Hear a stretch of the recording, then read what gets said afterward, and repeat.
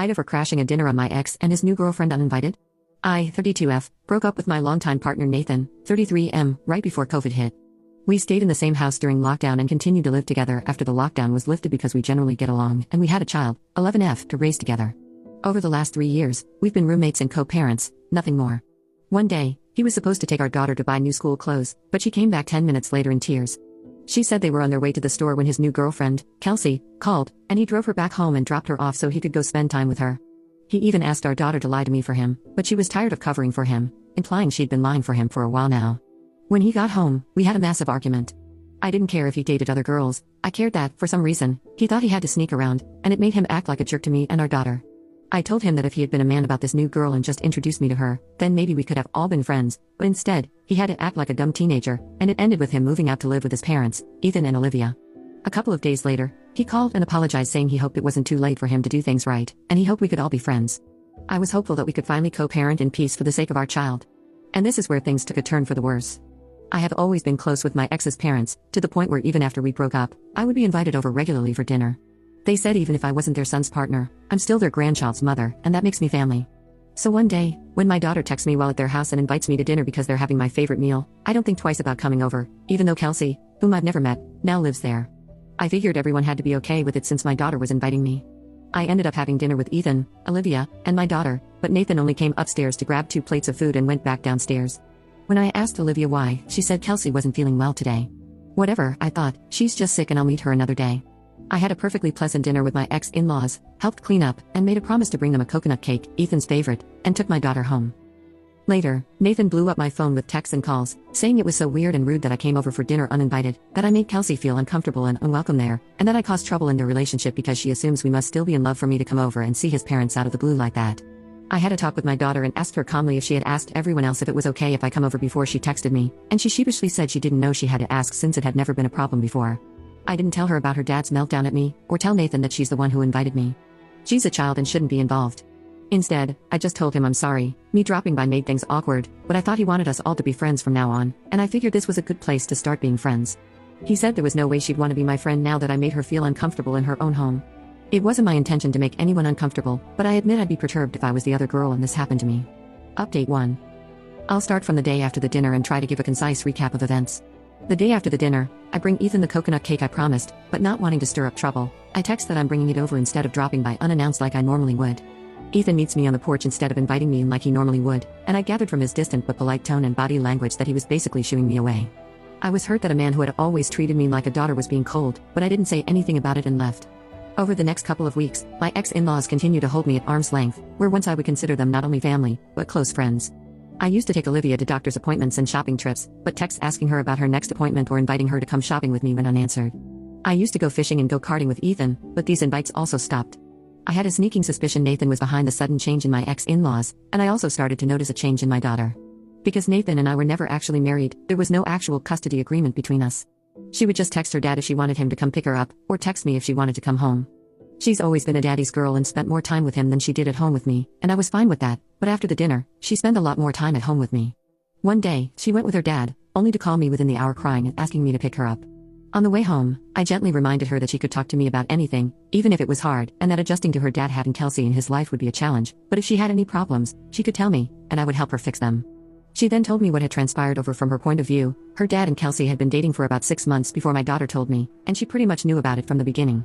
Nathan told her she couldn't tell me about it, and she agreed because she didn't want us to fight. Nathan also had Kelsey around my daughter from the beginning, and my daughter was wary of her at first but started to like her.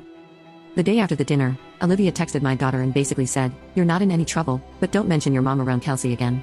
My daughter texted back asking why, and she said, "It's just easier not to upset her." Kelsey started doing all the things with my ex-in-laws I used to do. She took Olivia to doctor's appointments and went shopping with her, and she went fishing with Ethan and even tried to replicate my coconut cake. My daughter tried talking to her dad and said it felt like Kelsey was trying to replace me, and he just said, "She's just being their daughter-in-law. Your mother isn't their daughter-in-law anymore." Still, my daughter is stubborn and insisted it wasn't fair that her mother was being excluded from the family. Nathan just kept repeating, "She's not family," to which my daughter yelled, "She's my mom, that makes her more family than Kelsey." At this, Kelsey apparently got up and left the room while Nathan ran after her. Kelsey didn't just leave the room, she took her keys, got in her car, and drove away. Nathan drove after her, while Ethan and Olivia started scolding my daughter and saying she needed to apologize to Kelsey when she got back. That's when my daughter called me in tears and asked me to come pick her up. She's insistent that she doesn't want to go back over there until they all apologize to her, and I don't blame her. As sad as I am for myself, my heart breaks tenfold for her. Update 2. In the last couple of months, I've gotten a lawyer and have been working out custody with Nathan, which was rough at first, but then calmed down. I don't want to go into too many details because this situation doesn't really involve me anymore, just my ex, and he is still my daughter's father. So I'll give the short version. When Nathan was contacted by my lawyer, he started blowing up my phone, saying I was trying to take his daughter and all his money away from him, and how could I do this to him because he would never do this to me, etc. I shut that down quickly and told him I didn't want a dime from him. I just wanted some assurance that the agreement we already had, where our daughter stays with me but is free to visit him, stays in place.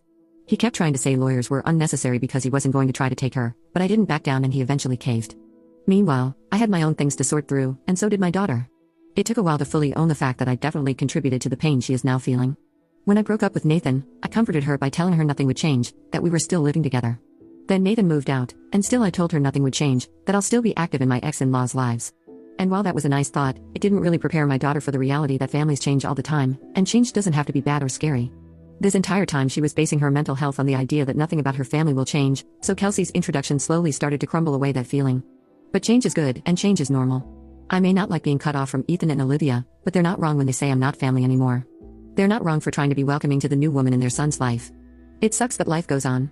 Anyway, my daughter has been going over there for a few hours about once or twice a week with lots of caveats that she, her dad, and I all agreed to. She gets to decide when she comes over.